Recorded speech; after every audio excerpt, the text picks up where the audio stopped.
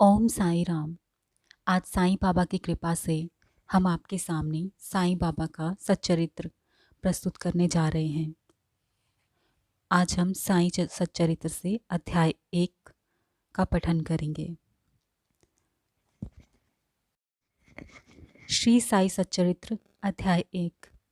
वंदना। गेहूं पीसने वाला एक अद्भुत संत। गेहूं पीसने की कथा तथा उसका तात्पर्य। पुरातन पद्धति के अनुसार श्री हेमत पंत श्री साईं सच्चरित्र का आरंभ वंदना द्वारा करते हैं। प्रथम श्री गणेश को साष्टांग नमन करते हैं, जो कार्य को निर्विघ्न समाप्त कर उसको यशस्वी बनाते हैं, और कहते हैं कि श्री साईं ही गणपति हैं। फिर भगवती सरस्वती को, जिन्होंने काव्य रचने की प्रेरणा दी, और कहते हैं कि श्री साईं भगवती से भिन्न नहीं हैं, जो कि स्वयं ही अपना जीवन संगीत बयान कर रहे हैं। फिर ब्रह्मा, विष्णु और महेश, जो क्रमशः उत्पत्ति, स्थिति और संहार करता है, और कहते हैं कि श्री साईं और वे अभिन्न हैं। वे स्वयं ही गुरु बनकर भवसागर से पार उतार देंगे। फिर अपने कुल देवता श्री नारायण आदिनाथ की वंदना करते हैं, जो कि कोंकण में प्रकट हुए। कोंकण वह भूमि है जिसे श्री परशुराम जी ने समुद्र से निकालकर स्थापित किया था। तत्पश्चात वे अपने कुल के आदि पुरुषों को नमन करते हैं। फिर श्री भारद्वाज मुनि को, जिनके गोत्र में उनका जन्म हुआ। पश्चात उन ऋषियों को, जैसे याज्ञवल्क्य, भृगु, पराशर, नारद, वेदव्यास, सनक सनंदन, सनत कुमार, शकु, शुक, शौनक, विश्वामित्र, वशिष्ठ, वामदेव, जैमिनी, वैशंपायन, नवयोगेंद्र इत्यादि तथा आधुनिक संत जैसे निवृत्ति, ज्ञानदेव, सोपान, मुक्ताबाई, जनार्दन, एकनाथ, नामदेव, तुकाराम, कान्हा, नरहरि आदि को नमन करते हैं। फिर अपने पितामह सदाशिव, पिता रघुनाथ और माता को, जो उनके बचपन में ही गत हो गई थी। फिर अपनी चाची को, जिन्होंने उनका भरण पोषण किया, और अपने प्रिय भ्राता को नमन करते हैं। फिर पाठकों को नमन करते हैं, जिनसे उनकी प्रार्थना है कि वे एकाग्रचित्त होकर कथामृत का पान करें। अंत में श्री सच्चिदानंद सद्गुरु श्री साईनाथ महाराज को, जो कि श्री दत्तात्रेय के अवतार और उनके आश्रयदाता हैं, और जो ब्रह्म सत्य जगत मिथ्या का बोध कराकर समस्त प्राणियों में एक ही ब्रह्म की व्याप्ति की अनुभूति कराते हैं। सर्व श्री पराशर, व्यास और शांडिल्य आदि के समान भक्ति के प्रकारों का संक्षेप में वर्णन कर अब ग्रंथकार महोदय निम्नलिखित कथा प्रारंभ करते हैं। गेहूं पीसने की कथा। सन 1910 में एक दिन प्रातःकाल श्री साईं बाबा के दर्शनार्थ मस्जिद में गया। वहाँ का विचित्र दृश्य देख मेरे आश्चर्य का ठिकाना न रहा कि साईं बाबा मुँह हाथ धोने के पश्चात चक्की पीसने की तैयारी करने लगे। उन्होंने फर्श पर एक टाट का टुकड़ा बिछा, उस पर हाथ से पीसने वाली चक्की रखी। उन्होंने कुछ गेहूं डालकर पीसना आरंभ कर दिया। मैं सोचने लगा कि बाबा की चक्की पीसने से क्या लाभ है। उनके पास तो कोई भी नहीं है, और वे अपना निर्वाह भी भिक्षावृत्ति द्वारा ही करते हैं। इस घटना के समय वहाँ उपस्थित अन्य व्यक्तियों की भी ऐसी धारणा रही होगी, परंतु उनसे पूछने का साहस किसे था।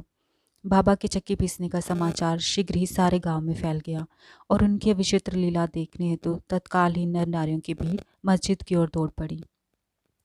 उनमें से 4 निडर स्त्रियां भीड़ को चीरती हुई ऊपर आईं, और बाबा को बलपूर्वक वहां से हटाकर उनके हाथ से चक्की का खूंटा छीन कर तथा उनकी लीलाओं का गायन करते हुए उन्होंने गेहूं पीसना आरंभ कर दिया। पहले तो बाबा क्रोधित हुए, परंतु फिर उनका भक्तिभाव देख वे शांत होकर मुस्कुराने लगे। पीसते पीसते उन स्त्रियों के मन में ऐसा विचार आया कि बाबा के ना तो घर द्वार है, और ना ही उनके कोई बाल बच्चे हैं, ना ही कोई देखरेख करने वाला है। वे स्वयं भिक्षावृत्ति द्वारा ही अपना निर्वाह करते हैं, अतः उन्हें भोजन आदि के लिए आटे की आवश्यकता ही क्या है। बाबा तो परम दयालु हैं, हो सकता है कि ये आटा वे हम सब लोगों में ही वितरण कर दें। इन्हीं विचारों में मग्न होकर गीत गाते गाते उन्होंने सारा आटा पीस डाला। तब उन्होंने चक्की को हटाकर आटे का 4 समान भागों में विभक्त कर लिया, और अपना अपना भाग लेकर वहां से जाने को उद्यत हुई। अभी तक शांत मुद्रा में निमग्न बाबा तत्क्षण ही क्रोधित हो उठे और उन्हें अपशब्द कहने लगे। स्त्रियों, क्या तुम पागल हो गई हो? तुम किसके बाप का माल हड़प कर ले जा रही हो? क्या कोई कर्जदार का माल है जो इतनी आसानी से उठाकर लिए जा रही हो? अच्छा, अब एक काम करो कि इस आटे को ले जाकर गांव की सीमा पर बिखेर आओ। मैंने शिरडी वासियों से प्रश्न किया कि जो कुछ बाबा ने अभी किया है उसका यथार्थ में क्या तात्पर्य है। उन्होंने मुझे बताया कि गांव में हैजा का जोरों से प्रकोप है और उसके निवारणार्थ ही बाबा का ये उपचार है। अभी जो कुछ आपने पीसते देखा वह गेहूं नहीं वरन हैजा है जो पीसकर नष्ट कर दी गई है। इस घटना के पश्चात सचमुच हैजा की संक्रामकता शांत हो गई और ग्रामवासी सुखी हो गए। ये जानकर मेरी प्रसन्नता का पारावार न रहा। मेरा कौतूहल जागृत हो गया। मैं स्वयं से प्रश्न करने लगा कि आटे और हैजे रोग का भौतिक तथा पारस्परिक क्या संबंध है। इसका सूत्र कैसे ज्ञात हो? घटना बुद्धिगम्य से प्रतीत नहीं होती। अपने हृदय की संतुष्टि के हेतु इस मधुर लीला का मुझे 4 शब्दों में महत्व अवश्य प्रकट करना चाहिए। लीला पर चिंतन करते हुए मेरा हृदय प्रफुल्लित हो उठा और इस प्रकार बाबा का जीवन चरित्र लिखने के लिए मुझे प्रेरणा मिली। ये तो सब लोगों को विदित है कि ये कार्य बाबा की कृपा और शुभ आशीर्वाद से सफलतापूर्वक संपन्न हो गया। आटा पीसने का तात्पर्य। शिरडी वासियों ने इस आटा पीसने की घटना का जो अर्थ लगाया वह तो प्राय ठीक ही है, परंतु इसके अतिरिक्त मेरे विचार से कोई अन्य अर्थ भी था। बाबा शिरडी में कई वर्षों तक रहे और इस दीर्घ काल में उन्होंने आटा पीसने का कार्य प्राय प्रतिदिन ही किया। पीसने का अभिप्राय गेहूं से नहीं वरन अपने भक्तों के पापों, दुर्भाग्यों, मानसिक तथा शारीरिक तापों से था। उनकी चक्की के 2 पार्टों में ऊपर का पार्ट भक्ति तथा नीचे का कर्म था। चक्की की मुठिया जिसे पकड़कर वे पीसते थे वह था ज्ञान। बाबा का दृढ़ विश्वास था कि जब तक मनुष्य के हृदय से प्रवृत्तियाँ, आसक्ति, घृणा तथा अहंकार नष्ट नहीं हो जाते, जिनका नष्ट होना अत्यंत दुष्कर है, तब तक ज्ञान और आत्मानुभूति संभव नहीं है। ये घटना कबीरदास जी की इसके तदनुरूप घटना की स्मृति दिलाती है। कबीरदास जी एक स्त्री को अनाज पीसते देखकर अपने गुरु निपट निरंजन से कहने लगे कि मैं इसलिए रुदन कर रहा हूँ कि जिस प्रकार अनाज चक्की में पीसा जाता है उसी प्रकार मैं भी भवसागर रूपी चक्की में पीसे जाने की यातना का अनुभव कर रहा हूँ। उनके गुरु ने उत्तर दिया कि घबराओ नहीं, चक्की के केंद्र में जो ज्ञान रूपी दंड है उसी को दृढ़ता से पकड़ लो। जिस प्रकार तुम मुझे करते देख रहे हो उससे दूर मत जाओ, बस केंद्र की ओर ही अग्रसर होते जाओ और तब यह निश्चित है कि तुम इस भवसागर रूपी चक्की से अवश्य ही बच जाओगे।